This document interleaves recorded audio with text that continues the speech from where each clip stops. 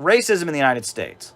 The Russian Revolution of 1917, it might sound like it's completely unrelated to what we're talking about, but when the Bolsheviks took power in Russia, that was one of the biggest events in pushing forward the struggle of black people in the United States. That might sound outrageous, and people did not know that in 1917. People had no idea in 1917 how much of an impact the Bolshevik Revolution would have on the black freedom struggle. But the Communist International was formed, the Comintern. And communists all over the world, communist parties were formed to join the Comintern. And the Comintern directed American communists to focus on opposing racism. Right? That's just a fact. Lenin had developed his concept of the national question. And the Communist International investigated the black issue in the United States and determined that black people were a nation. They were a colonized people within the United States. And the Communist Party, USA, and the Communist International demanded independence for the Black Belt. Right? The Black Belt is a region in the U.S. South, Atlanta, Georgia. I'm sorry, not Atlanta, Georgia. Atlanta, Georgia is a city, but Georgia, Alabama, Mississippi, that area. It's called the Black Belt because of the soil, and it even to this day remains overwhelmingly majority African American. That's where the slave plantation system was concentrated.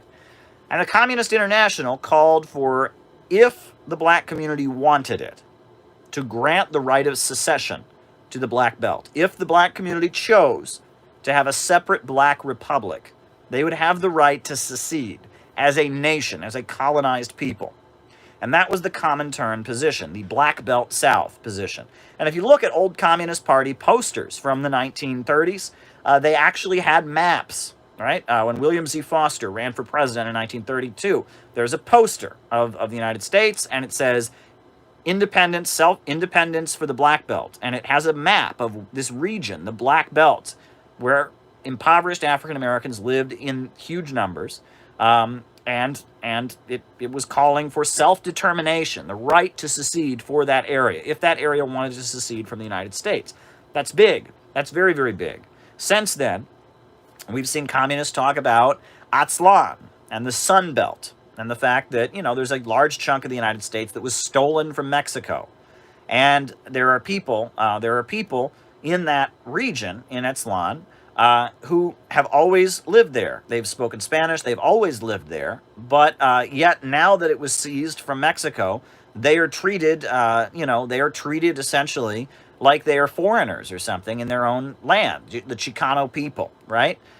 They would chant, we didn't cross the border crossed us, right? That Texas, Arizona, New Mexico, and California were seized from Mexico. They were seized from Mexico by the United States. And that the people who lived there were then, in many, over the course of generations, deported from the country. That's not right? And that there were many communists in the 70s, 60s and 70s, they didn't talk about this in the 30s, who called for separation or independence for Aztlan. And you had the Chicano moratorium, which was big demonstrations, right? In addition, there's the Native Americans, right? And that, we know the Black Hills was it was granted in treaties to the Sioux Nation. And then, because gold was discovered there, all of a sudden, the U.S. government went back on that treaty and kicked them out of there. And that's what sparked a lot of the fighting, the last wars between Native Americans and the U.S. government with, Crazy Horse and all of that. Those fights were about the fact that the Black Hills had been granted to Native Americans and then taken from them. And there were many communist groups that also raised the returning of the Black Hills. The returning of the Black Hills to indigenous groups. These things have gone on. The national question within the United States is very important, right? And the understanding that black people, many black activists like Malcolm X, like the Black Panthers, like Harry Haywood, like the Republic of New Africa, many black people do feel that they are a colonized people within U.S. borders, and some favor separation. They favor an independent black republic in the South. I would say the majority of African Americans at this point, based on what I know, based on observations, it's not like I've taken a poll, most African Americans, while they may consider black people to be a nation, are not at the point they're ready to call for separation.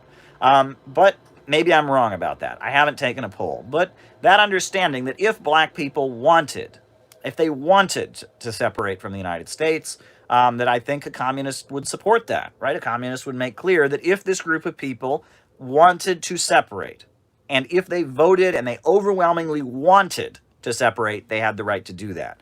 But if they don't want to separate, which I think at this point is the feeling of the black community, then you wouldn't call for that.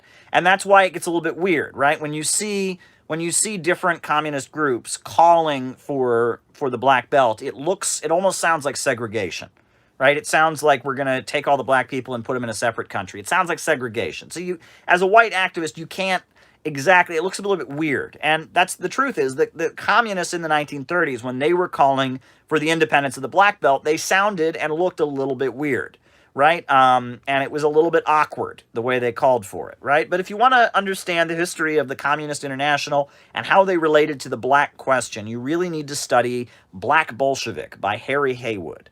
That is a memoir of a leader of the Communist Party USA from the 1930s, and he wrote it in the 70s when he was a leader of the Maoist movement. It's a very big book. I mean, it's well over 500 pages, and he goes into great detail about the history of communism and the national question. And it's worth, you should investigate it. I mean, you have to study this. And unfortunately, neo-Nazi type people like to distort this all the time. They like to say, oh, communists believe in segregation. Look at the black belt. Well, no, they don't believe in segregation. They don't. They believe that if black people wanted to, they would have the right to an independent territory. But no one would be deported from the United States or whatever. If black people wanted to separate from the country, they would have that right. That was the Comintern position. The Communist International, the Communist Party stopped talking that way in 1935 when they formed the Popular Front. They started to no longer advocate a black belt South. They took it out of their platform. Then after World War II, when Earl Browder, who was the leader of the Communist International, who was considered to be just a sellout and a phony, when Earl Browder was deposed from the leadership of the Communist Party, and they reestablished the Communist Party in 1945 at the end of World War II, when William Z. Foster triumphed and became like the leader of American communism, they reestablished that position, right? And that was when they really came down hard with that position. Claudia Jones, who was a Caribbean American who was a leader of the Communist Party, she wrote a harsh polemic against Earl Browder for denouncing the national question and reversing that position. Paul Robeson was in favor of the Black Belt South, and it was kind of seen as the Communist Party becoming anti-imperialist again. There was a feeling that the Communist Party of the United States had, during the Second World War, kind of glossed over the fact that U.S. imperialism existed. And so that was a way that the Communist Party could reestablish its anti-imperialism. And at that point, the Communist Party formed the Civil Rights Congress, which was organizing for civil rights. And and you read about what was done to the Civil Rights Congress. A leader of the Civil Rights Congress died under mysterious circumstances. Many believe she was assassinated. The Civil Rights Congress was declared to be a subversive organization by the U.S. federal government. And basically what they did is they tried to save black people from getting the death penalty in the South. Because in the South, a lot of times, black men would be accused of rape. There'd be no evidence whatsoever, and they would just go right to the electric chair. And it happened all the time in the South. And so the Communist Party formed the Civil Rights Congress. And the Civil Rights Congress would represent black people that were charged with rape or murder or something like that and fight for their rights. And Willie McGee was a very famous case where he was very clearly not guilty. And the Communist Party, that was one thing that they did. W.E.B. Du Bois, considered one of the most well-known African-American scholars, eventually joined the Communist Party. He was an ally of the Communist Party. He was a member of the Civil Rights Congress. The Communist Party also took a petition to the United Nations, and the Soviet Union presented to the UN General Assembly a document called We Charge Genocide, written by William L. Patterson, who was a leader of the Communist Party, talking about racism in the United States, the oppression of black people, and such. That was presented in 1951. And so this is at a moment where the Communist Party was being just hit with McCarthyism. They were supporting black nationalism. They were supporting the black community, and they were really doing a lot. They were like the vanguard of anti-racism, right? It was later, in 1954, that the Montgomery bus boycott happened, and you had Northern liberals start to talk about civil rights and such. And there was a fight in the Democratic Party between the Kennedy family and Northern New England liberals versus the Southern Democrats, and the Northern wing of the Democrats, and the AFL labor union, the AFL-CIO labor union, and some other voices started openly opposing racism. But the Communist Party was way ahead of it. The Communist Party always saw race as essential. One little known fact that I think is very important when we're talking about all of this is that, in South Africa, right, after the Communist International was formed, in South Africa, the Communist Party of South Africa was formed. And their original manifesto had white supremacy in it. And it said they were a party for white people only, etc. And the Communist International told them that they were not welcome in the Communist International unless they opposed racism. So the Communist Party of South Africa was dissolved. And a new party was formed that was anti-racist because the Comintern said they would not tolerate such things. I think that's fascinating. And we know that it was the Communist Party of South Africa that eventually built the African National Congress. That was the party of Nelson Mandela. That was the party that toppled the apartheid government. So I think that's very, very fascinating. That goes back to all of this. The Russian Revolution of 1917 was a huge boost to the struggle of black people in the United States. Malcolm X discusses this. He talks about the Congress of the colonized people around the world. This is widely recognized, and this is something we can't gloss over.